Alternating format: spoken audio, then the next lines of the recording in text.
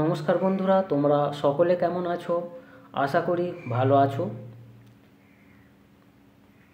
2016 সালে পশ্চিমবঙ্গে যে এসএলএসটি পরীক্ষা হয়েছিল, আজকে 2016 সালের এসএলএসটি শিক্ষাবিজ্ঞানের প্রশ্ন এবং তাদের উত্তর নিয়ে আলোচনা করব। তো চ্যানেলে নতুন হয়ে থাকলে চ্যানেলটিকে সাবস্ক্রাইব করে দিও, আর ভিডিওটি ভালো লাগলে লাইক, শেয়ার এবং কমেন্ট করে দিও। দেখো, প্রথম যে প্রশ্নটা আছে 1 নম্বরের, প্রয়োগবাদী দর্শন অনুযায়ী প্রকৃত শিক্ষা হলো। আমার গলাটা একটু প্রবলেম হচ্ছে, ঠিক আছে, একটু তার জন্য আমি ক্ষমা চাইছি। প্রয়োগবাদী দর্শন অনুযায়ী প্রকৃত শিক্ষা হলো সমাজে বাঁচার জন্য আত্মবিকাশের শিক্ষা।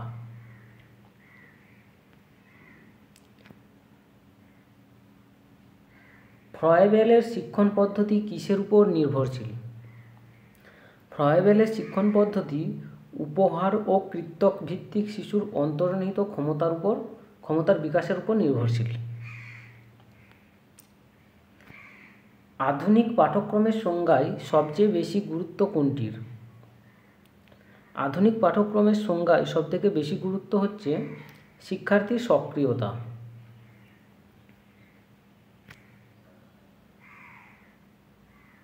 শিক্ষা প্রতিষ্ঠানে কোনটি আত্মনিয়ন্ত্রিত শৃঙ্খলা বিকাশে সর্বাধিক সহায়ক?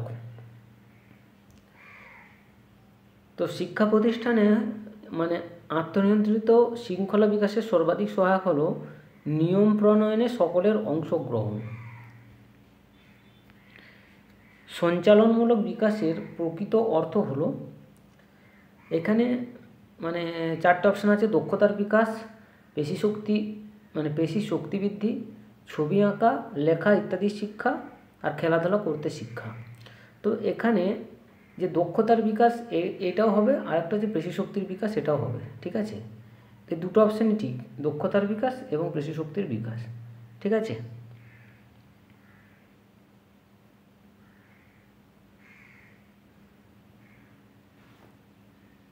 দেখো, এখানে যদি এই অপশানগুলোর দিকে আমরা তাকাই, পেশি শক্তির বিকাশ বলতে আমরা এই তো খেলাধুলা করতে শেখা, আর দক্ষতার বিকাশ বলতে বা ছবি আঁকা, লেখা ইত্যাদির কথাও বলা হচ্ছে, ঠিক আছে।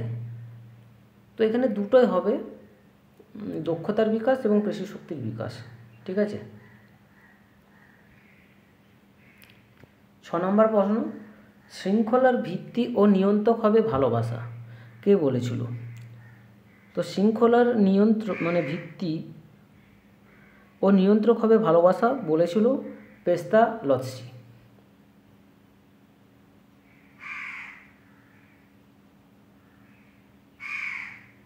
পরের প্রশ্ন, শিখন ড্যাশের পরিবর্তন, প্রজ্ঞাবাদীদের মতে কোন শব্দটি এখানে উপযুক্ত? দেখো, এখানে বলে দিয়েছে প্রজ্ঞাবাদী, তো প্রজ্ঞাবাদীদের মতে স্কিমার পরিবর্তন। শিখন হলো স্কিমার পরিবর্তন, ঠিক আছে। 8 নম্বর প্রশ্ন, কোন ধারণাটি ফ্রয়েডের তত্ত্বের অন্তর্ভুক্ত নয়? দেখো, এখানে যে ফ্রয়েডের তত্ত্বের অন্তর্ভুক্ত নয়, প্রথমে বলেছে আদিম প্রবৃত্তি বা প্রিমিটিভ ড্রাইভ, ঠিক আছে। তারপর হচ্ছে অহং বা ইগো, তারপর হচ্ছে প্রত্যাবৃত্তি বা রিগ্রেশন, আর 4 নম্বর যেটা সুখভোগের নীতি হচ্ছে একটা সুখভোগের নীতি বা প্লেজার প্রিন্সিপাল, ঠিক আছে। তো ফ্রয়েডের তত্ত্বের অন্তর্ভুক্ত নয়। দেখো, প্রথমে অপশন যেটা আছে আদিম প্রবৃত্তি, তো আদিম প্রবৃত্তির কথা ফ্রয়েড বলেছিল অদোষ বা ঈদের মধ্যে যে মানুষের মধ্যে যে পশু প্রবৃত্তি আছে, অর্থাৎ কামনা বাসনা ও আদিম প্রবৃত্তির প্রতীক হচ্ছে ঈদ, ঠিক আছে। তো আদিম প্রবৃত্তিটা তোমার ঈদের মধ্যে পড়ছে। তারপর আসছে অহংটা, তো অহংটা কি না, অহং হচ্ছে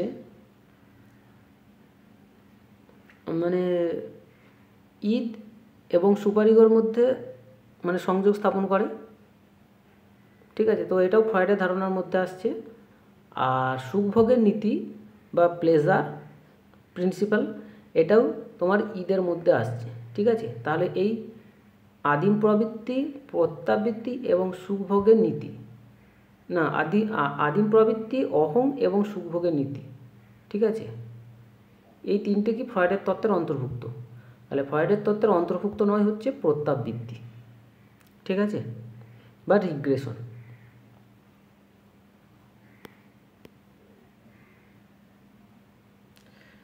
নম্বর প্রশ্ন, কোন বৎসর সর্বপ্রথম জাতীয় শিক্ষানীতি ঘোষিত হয়? তো জাতীয় শিক্ষানীতি ঘোষিত হয় 1968 খ্রিস্টাব্দে।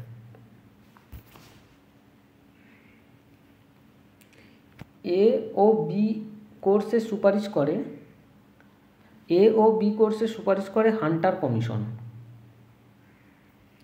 গৌণ গোষ্ঠীর দুটি মুখ্য বৈশিষ্ট্য হল পরোক্ষ সম্পর্ক ও নৈবক্তিকতা। যখন কেন্দ্রীয় প্রবণতার মাপ মধ্যমা, তখন বিচ্যুতির কোন পরিসংখ্যা সবচেয়ে উপযুক্ত? চতুর্থক বিচ্যুতি বা কোয়ার্টাইল ডিভাইয়েশন। জিসিপিআই এর পূর্ণ কথাটি হলো general committee of public instruction. General committee of public instruction, ঠিক আছে। এখানে হয়তো অপশানগুলো একটু গোলমাল করা হয়েছে, ঠিক আছে। তো এটা সঠিক উত্তর হবে general committee of public instruction, ঠিক আছে।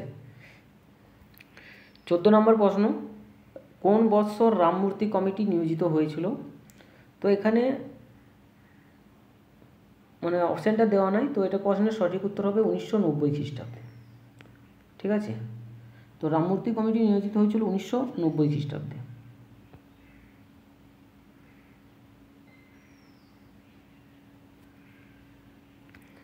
ঈশ্বরচন্দ্র বিদ্যাসাগরের কোন রচনাটি গণশিক্ষার ভিত্তি নির্মাণ করেছিল?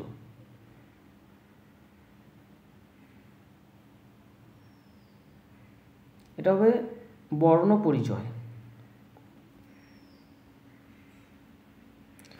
কার্টোসিস কথাটি বন্টনের কোন ক্ষেত্রে প্রযোজ্য আছে? কার্টোসিস কথাটি মাঝামাঝি স্থানে সবচেয়ে বেশি স্কোর আছে এটার ক্ষেত্রে বেশি প্রযোজ্য। মাঝামাঝি স্থানে সব থেকে বেশি স্কোর আছে এটার ক্ষেত্রে প্রযোজ্য। সঙ্গতি বিধান বলতে কি বোঝায়? সঙ্গতি বিধান বলতে বোঝায়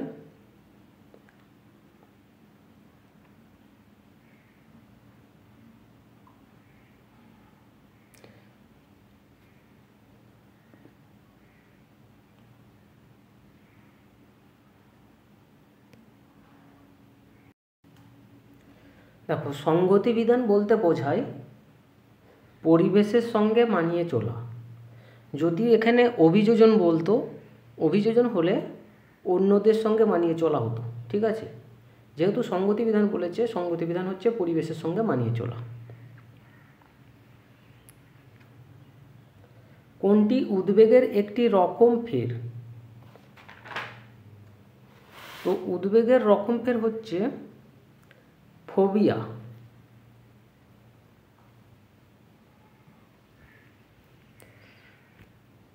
কোনো ছাত্রের নম্বরের শতাংশ বিন্দু 85তম হলে কোনটি সঠিক? 85% ছাত্র তার থেকে কম নাম্বার পেয়েছে। কোনটি পরামর্শদানের প্রকারভেদ নয়? এখানে কি অপশানগুলো আগে বলেছে দেখি। দেখো, এখানে প্রথম অপশান বলেছে নির্দেশিত বা ডাইরেক্টিভ, নির্দেশিত বা ডাইরেক্টিভ, ঠিক আছে। তারপর হচ্ছে অনির্দেশিত বা নন ডাইরেক্টিভ, তারপর হচ্ছে মেন্টাল, মানসিক বা মেন্টাল, আর মুক্ত বা ইলেকটিভ কাউন্সিল, ঠিক আছে। তো দেখো, এখানে হচ্ছে ডাইরেক্টিভ কারেন্ট কাউন্সিল, নন ডাইরেক্টিভ কাউন্সিল আর ইলেকটিভ কাউন্সিল এরা হচ্ছে কি না পরামর্শদানের প্রকারভেদ, ঠিক আছে। মানে নির্দেশিত, অনির্দেশিত এবং মুক্ত এই তিনটে হচ্ছে কি পরামর্শদানের প্রকারভেদ। আর পরামর্শদানের প্রকারভেদ নয় হচ্ছে কি না মানসিক বা মেন্টাল, এটা হচ্ছে পরামর্শদানের প্রকারভেদ নয়। আর এটাই হচ্ছে সঠিক উত্তর। স্বাধীন ভারতের প্রথম শিক্ষামন্ত্রী কে ছিলেন? স্বাধীন ভারতের প্রথম শিক্ষামন্ত্রী ছিলেন মৌলানা আবুল কালাম আজাদ। কত খ্রিস্টাব্দে এশিয়াটিক সোসাইটি স্থাপিত হয়? 1784 খ্রিস্টাব্দে এশিয়াটিক সোসাইটি স্থাপিত হয়। কাউন্সিলিং অ্যান্ড থেরাপি বইটির লেখক কে? কাউন্সিলিং অ্যান্ড থেরাপি বইটির লেখক হলেন কার্ল রজার্স। চর্চামূলক মহলা ও বিশদীয় মহলা কথা দুটি মনোবিজ্ঞানের কোন ধারণার সঙ্গে যুক্ত? তো এই কথা দুটি হচ্ছে স্মৃতির সঙ্গে সম্পর্কযুক্ত। স্মৃতি।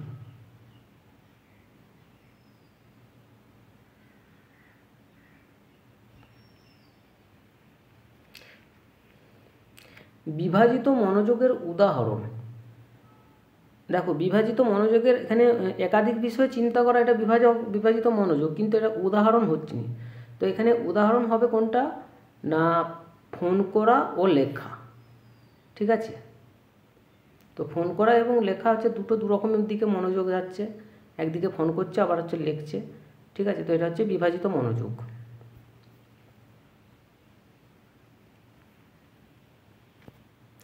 নিচের কোনটি ম্যাক্স ওয়েবার সামাজিক স্তরবিন্যাসের শিক্ষা?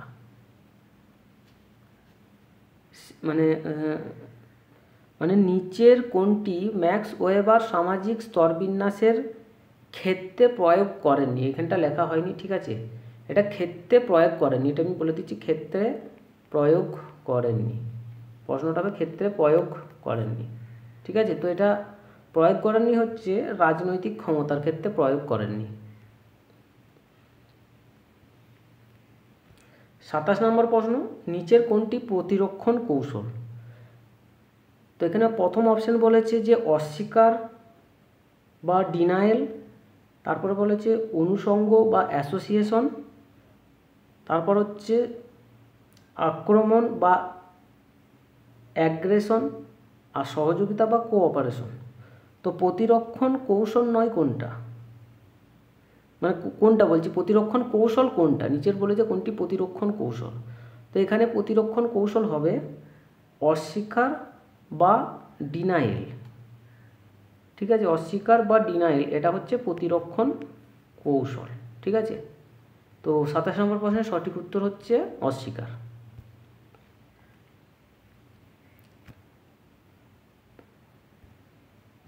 পরের প্রশ্ন, সবচেয়ে বেশি মানসিক স্বাস্থ্যহীনতা দেখা যায়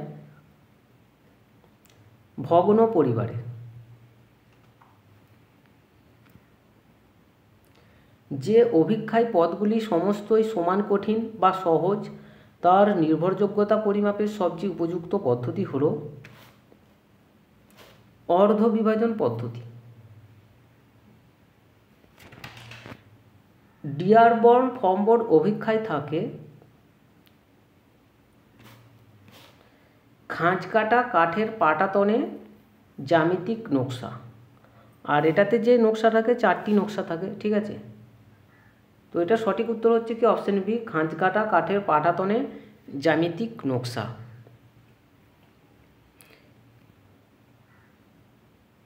একত্রিশ নম্বর প্রশ্ন, র্যাভেনের বুদ্ধি অভিক্ষা একটি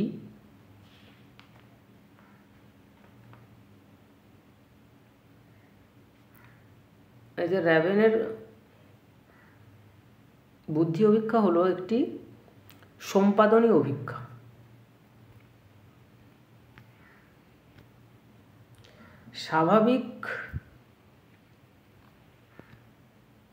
স্বাভাবিক লেখচিত্রের শীর্ষবিন্দু যদি বণ্টনের ঠিক মধ্যবিন্দুতে অবস্থান না করে তবে সেই বণ্টনটিকে কি বলা হয়? তবে সেই বণ্টনটিকে বলা হয় স্কুনেস যুক্ত। ঠিক আছে, গেস্টাল্ট তত্ত্বের সঙ্গে কে যুক্ত নন? তো গেস্টাল্ট তত্ত্বের সঙ্গে কারা যুক্ত না, কফকা, কোহলার এবং ওয়ার্দিমার। ঠিক আছে, তো তাহলে গেস্টাল্ট তত্ত্বের সঙ্গে যুক্ত নন কে না, ম্যাক্স ওয়েবার।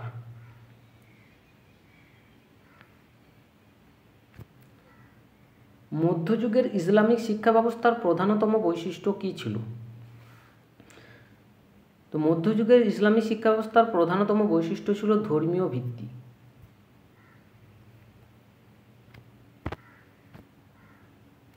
বিনে সাইমন বুদ্ধির অভিক্ষায় মানসিক বয়সের ধারণাটি কখন যুক্ত হয়? দেখো এখানে এই প্রশ্নটার মধ্যে একটু মানে গন্ডগোল আছে আর কি। তো দেখো এখানে হচ্ছে 1908 খ্রিস্টাব্দে, দেখো এই প্রশ্নটার উত্তর হবে যে 1908 খ্রিস্টাব্দে বিনে সর্বপ্রথম মানসিক বয়সের ধারণা দেন, ঠিক আছে, 1908 খ্রিস্টাব্দে। আর 1916 খ্রিস্টাব্দে টারমান আইকিউ এর ধারণা দিয়েছিল, ঠিক আছে, আইকিউ এর ধারণা দিয়েছিল। তো এখানে অপশানটা নেই। তো এই প্রশ্নের সঠিক উত্তর আমার মনে হচ্ছে 108 হবে, 108 বলছি, 1908 হবে, ঠিক আছে। তো এটা যদি গোলমাল হয়ে থাকে তো তোমরা এটা কমেন্ট বক্সে জানাবে, 35 নম্বর প্রশ্নের উত্তরটা কমেন্ট বক্সে জানাবে, ঠিক আছে। তো এটা সম্ভবত 1908 হবে, ঠিক আছে, সম্ভবত মানে এটা বইয়ের মধ্যে এটাই আছে, হ্যাঁ, যে 1908 খ্রিস্টাব্দে বিনে সর্বপ্রথম মানসিক বয়সের ধারণা দেন, ঠিক আছে। এটা তোমাদের যদি জানা থাকে তোমরা কমেন্ট বক্সে জানাবে।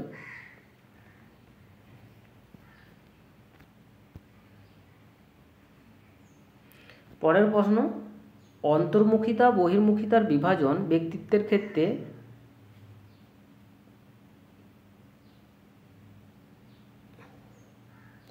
দেখো অন্তর্মুখিতা বহির্মুখিতার বিভাজন ব্যক্তিত্বের ক্ষেত্রে কে করেন হবে, হ্যাঁ, কে করেন, এখানটা ভুল হয়েছে, এটা হবে কে করেন। একটু সময়ের অভাবের জন্য চেক করা হয়নি, তার জন্য আমি ক্ষমা চাইছি।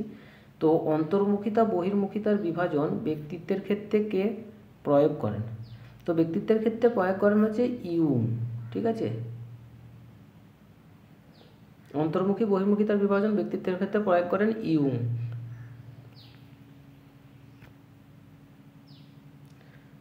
রচনাধর্মী অভিক্ষা যথার্থ কেন যথার্থ নয়? দেখো এখানে অপশানগুলো কি বলেছে না, খুব দীর্ঘ, এটাও ঠিক আছে, খুব বেশি সময় লাগে, এটাও ঠিক আছে, উদ্দেশ্য নির্দিষ্ট নয়, এটাও ঠিক আছে, অনেক বেশি পড়তে হয়, এটাও ঠিক আছে। প্রশ্নটা কি বলেছে, কেন যথার্থ নয়?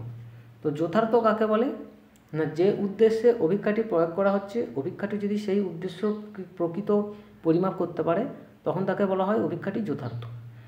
দেখো এখানে হচ্ছে যদি এটা নৈবক্তিক প্রশ্ন বা শর্ট প্রশ্ন হতো তাহলে মানে তার যথার্থ পরিমাপ পাওয়া যেত, কিন্তু রচনাধর্মী অভিক্ষায় মানে তার উদ্দেশ্যটা মানে সঠিক নয়, মানে যে উদ্দেশ্যে পরিমাপ মানে সঠিকভাবে উদ্দেশ্যটা পরিমাপ করতে সক্ষম নয় আর কি, ঠিক আছে।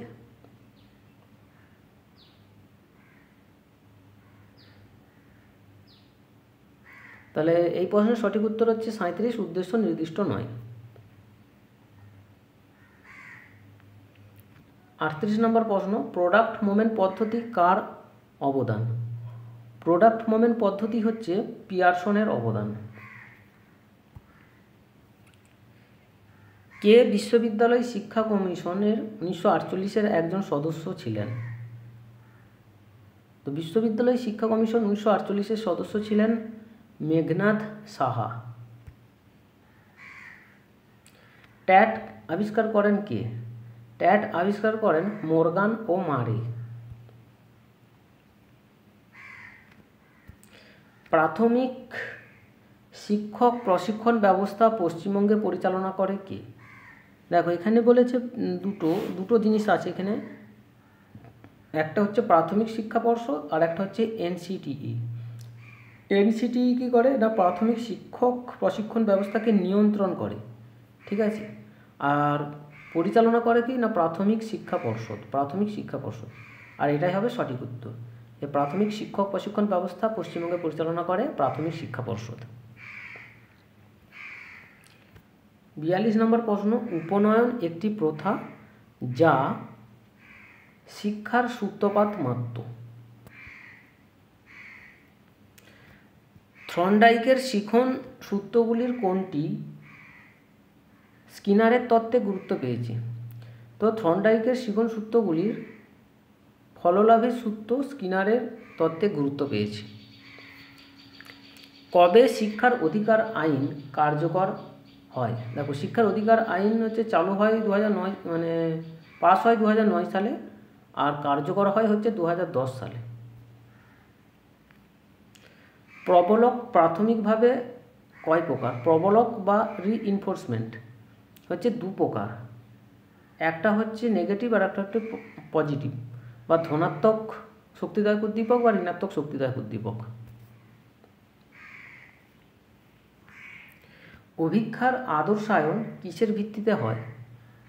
অভিক্ষার আদর্শায়ন মানে দলগত আদর্শের উপর করা হয়, মানে দলগত, কিন্তু অভিক্ষার আদর্শায়ন হয় হচ্ছে কাঠিন্যের মানের ভিত্তিতে। ঠিক আছে, অভিক্ষার আদর্শায়ন হয় কাঠিন্যের মানের ভিত্তিতে। 46 নম্বর প্রশ্নের সঠিক উত্তর হচ্ছে অপশান এ। একটু ভুল হচ্ছে, তার জন্য আমি ক্ষমা চাইছি। মানে ভুল বলতে আমার উচ্চারণে হয়তো একটু ভুল হচ্ছে, গলাটার একটু সমস্যা আছে। ঠিক আছে, তার জন্য আমি ক্ষমা চাইছি। 47 নম্বর প্রশ্ন, দ্বি উপাদান তত্ত্বের কোনটি প্রচলিত বুদ্ধি অভিক্ষায় পরিমাপ করা হয়? অপশান এ হচ্ছে জি, অপশান বি এস, অপশান সি এবং বি উভয়। তো দ্বি উপাদান তত্ত্বের জিকে প্রচলিত বুদ্ধি অভিক্ষায় পরিমাপ করা হয়, জি। ঠিক আছে, স্বামী বিবেকানন্দ শিক্ষার কোন ধরনের লক্ষ্যের উপর জোর দিয়েছিলেন? দেখো, স্বামী বিবেকানন্দ চরিত্র গঠনের উপর জোর দিয়েছিল, আধ্যাত্মিকতার উপর জোর দিয়েছিল, মানে আধ্যাত্মিকতার উপর জোর দিয়েছিল, ধর্মীয় শিক্ষার উপর এবং মূল্যবোধের উপর জোর দিয়েছিল। তো এর মধ্যে সবথেকে বেশি যেটা, সেটা হচ্ছে মানুষ তৈরির শিক্ষার উপর জোর দিয়েছিল, বা মানুষ তৈরির শিক্ষার উপর গুরুত্ব দিয়েছিল। তো যদিও এখানে অপশানটা নেই, তো এখানে সবথেকে বেশি যেটা হবে সেটা হবে চরিত্র গঠন। ঠিক আছে,